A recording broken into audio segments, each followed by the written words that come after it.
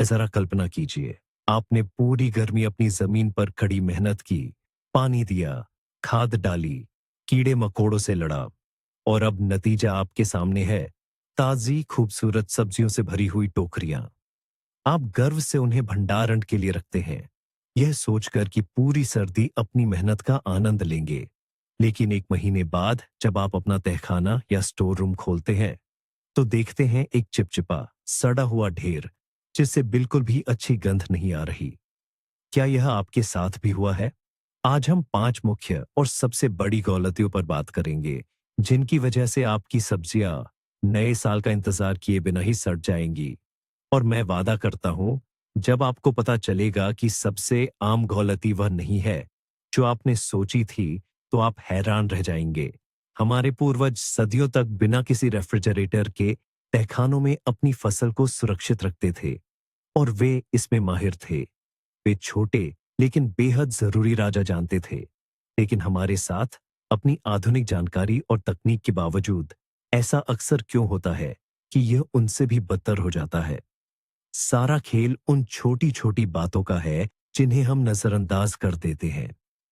सब्जियों को लंबे समय तक सुरक्षित रखने का रहस्य कोई जादू नहीं है, बल्कि यह उन सरल लेकिन बेहद महत्वपूर्ण नियमों का ज्ञान है, जिन्हें आज हम उजागर करेंगे। तो आइए, हम सबसे पहली और शायद सबसे बड़ी गलती से शुरुआत करें।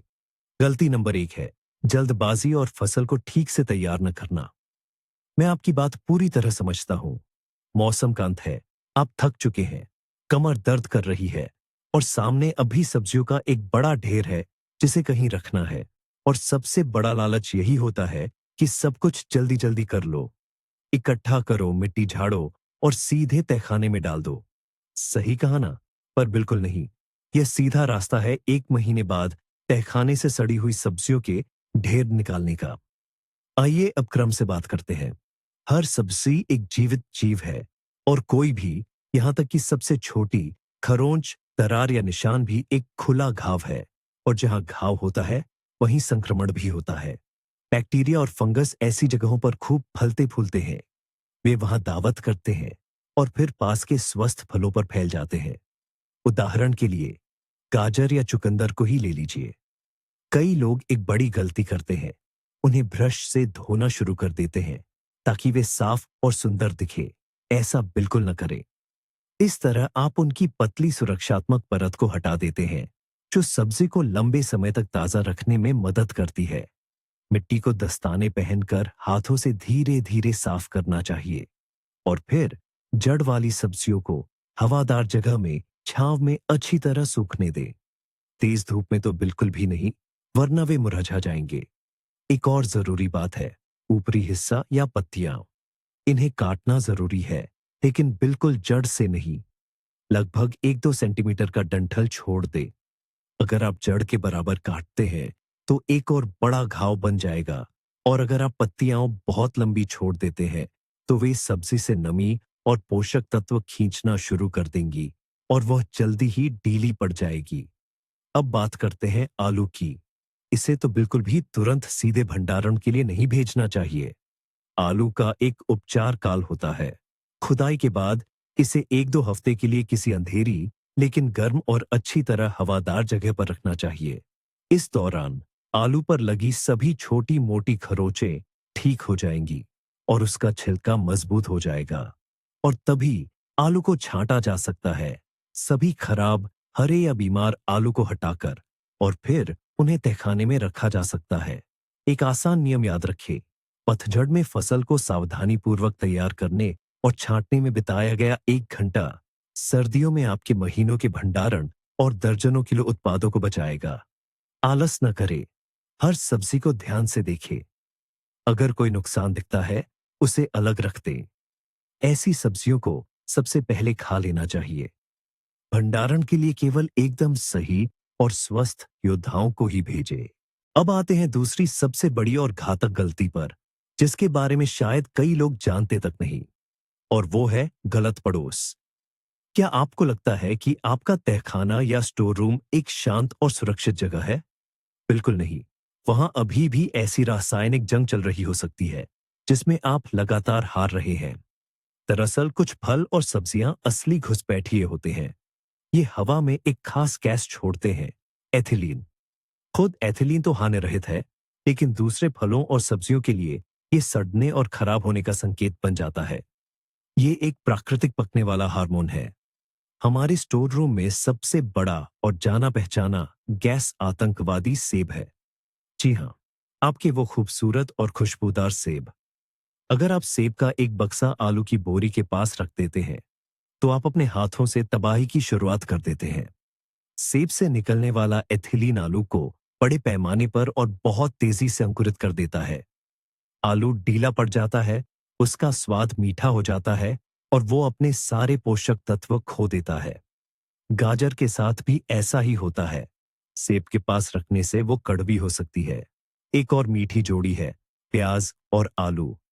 इन्हें अक्सर पास में रखा जाता है क्योंकि ऐसा करना सुविधाजनक होता है, लेकिन ये एक बहुत बड़ी गलती है।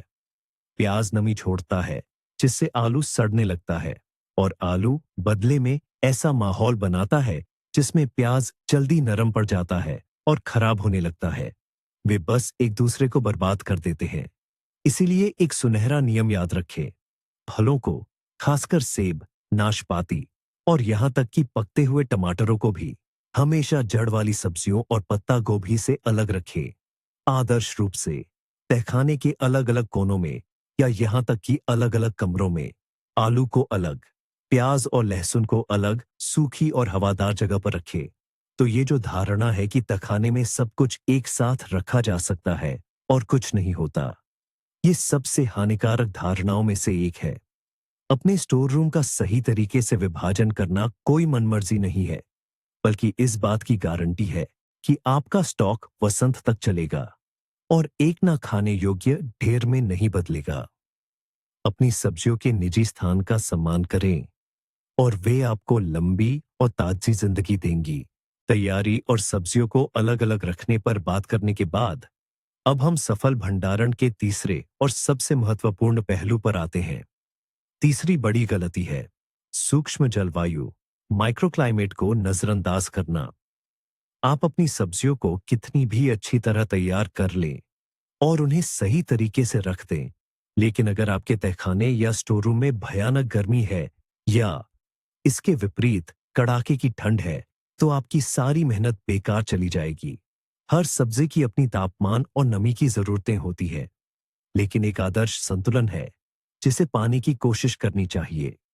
ज्यादातर जड़ वाली सब्जियों जैसे गाजर, चुकंदर, आलू और पत्ता गोभी के भंडारण के लिए आदर्श तापमान 0 से लेकर 4 डिग्री सेल्सियस तक होता है। अगर तापमान इससे ज्यादा होगा, तो वे तेजी से सांस लेने लगेंगी, अंकुरित हो जाएंगी और जल्दी सूखने लगेंगी। अगर तापमान 0 से नीचे गिर गया, तो सब्जियां जम जाएंगी, उनकी कोशिकाएं नष्ट हो जाएंगी और पिघलने के बाद वे चिपचिपी लुगदी में बदल जाएंगी। नमी भी उतनी ही जरूरी है।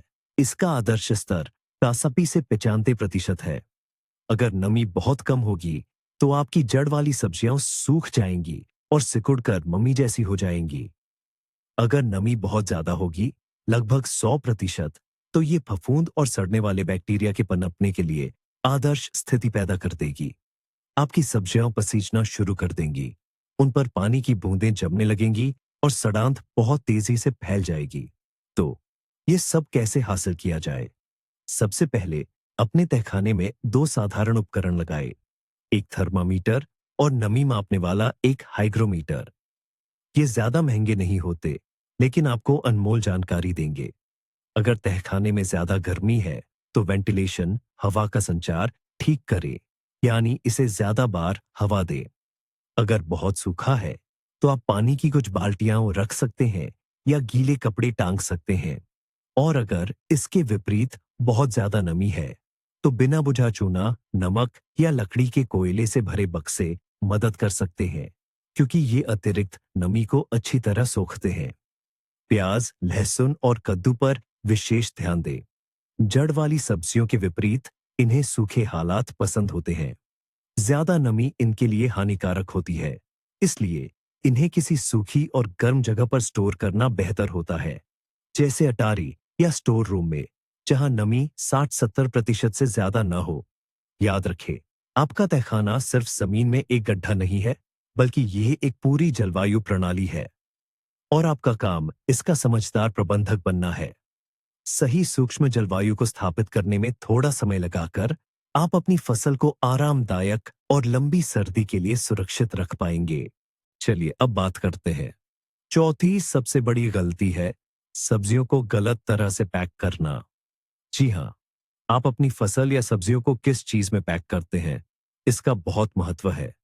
आजकल हम प्लास्टिक के इतने आदी हो गए हैं। हमें सब कुछ सुविधाजनक प्लास्टिक के डिब्बों, क्रेटों और सबसे खराब पॉलिथीन की थैलियों में रखना पसंद है। ये आसान लगता है, साफ सुथरा, कोई गंदगी नहीं। लेकिन सब्जियों को लंबे समय तक स्टोर करने के लिए ये एक असली आफत है। एक बात फिर याद रखिए, सब्जियां भी जीवित होती हैं और तोड़ने के बाद भी वे सांस लेती रहती हैं। जी हाँ, वे ऑक्सीजन लेती हैं और कार्बन डाइऑक्साइड और नमी छोड़ती हैं। तो क्या होता है जब आप आलू या गाजर को पॉलिथीन की थैली में कसकर बांध देते हैं? आप उनके लिए एक सीलबंद जगह बना देते हैं। अंदर की ऑक्सीजन जल्द ही खत्म हो जाती है। सब्जियां दम घुटने लगती हैं। जो नमी वे छोड़ते हैं वह बाहर नहीं निकल पाती और पैकेट की दीवारों पर और सब्जियों पर ही जमने लगती है, जिससे संघनन, कंडेंसेशन होता है। और गर्म, नम और ऑक्सीजन रहित वातावरण में हमें क्या मिलता है? सही समझे, एनारोबिक बैक्टीरिया के पनपने के लिए आदर्श स्थिति, जो सबसे भयानक चिपचिपी सड़न पैदा करते हैं। कुछ ही समय में ताजी कड़क सब्जियों की जगह आपको पैकेट से एक बदबूदार, चिपचिपा, गला हुआ पदार्थ मिलेगा। तो फिर किसमें स्टोर करें? सबसे अच्छा विकल्प वे सामग्रियां हैं जो सांस ले सकती हैं, यानी हवादार हों। जड़ों वाली सब्जियों जैसे आलू, गाजर और चुकंदर के लिए आदर्श विकल्प लकड़ी या प्लास्टिक की जालीदार पेटियां हैं। ये हवा के संचार को बेहतरीन रखते हैं। सब्जियों को नमी खोने और मुरझाने से बचाने के लिए उन्हें थोड़ी नमी वाली रेत, पीट मॉस, लकड़ी के बुरादे या काई के बीच रखा जा सकता है। ये सामग्रियां एक बफर वातावरण बनाती है, अतिरिक्त नमी सोख लेती है और जब हवा बहुत सूखी हो जाती है तो उसे वापस छोड़ देती है। प्याज और लहसुन को पारंपरिक रूप से जालीदार थैलियों, नायलॉन के जुराबों में रखा जाता है या चोटियों में गूंथकर लटकाया जाता है। इस तरह वे सभी तरफ से अधिकतम हवादार रहते हैं। पत्ता गोभी को कई परतों वाले कागज या अखबार में लपेटकर अलमारियों पर इस तरह रखें कि एक दूसरे को न छुए। तो वायुरोधी पैकेट और डिब्बों में सब्जियों को लंबे समय तक रखने का विचार अपने दिमाग से निकाल दे। आपका मंत्र होना चाहिए, हवादार जगह। सही, हवादार पैकेजिंग आपकी फसल के फेफड़े हैं, जो उसे दम घुटने और सड़ने से बचाएंगे। और इसी के साथ हम अपनी सूची के अंतिम पड़ाव पर आ पहुंचे हैं। पांचवी गलती सबसे धोखेबाज है, क्योंकि यह सीधे इंसान के मनोविज्ञान से जुड़ी है। इसे किया और भूल गए की गलती कहते हैं। आपने बहुत मेहनत की, सब कुछ ठीक से तैयार किया, छांटा, सही बक्सों में रखा, तापमान भी नियंत्रित किया और फिर संतुष्टि के साथ नए साल तक तहखाने का दरवाजा बंद कर दिया। लेकिन यह एक बहुत बड़ा जोखिम है। भले ही आपने सब कुछ बिल्कुल सही किया हो, लेकिन कोई भी आकस्मिक दुर्घटनाओं से सुरक्षित नहीं है। एक अकेला फल या सब्जी में कोई छिपा हुआ दोष हो सकता है, जिसे आपने छांटते समय शायद देखा ही नहीं, और बस यही छिपा हुआ दुश्मन डिब्बे के अंदर ही सड़ना शुरू कर देता है।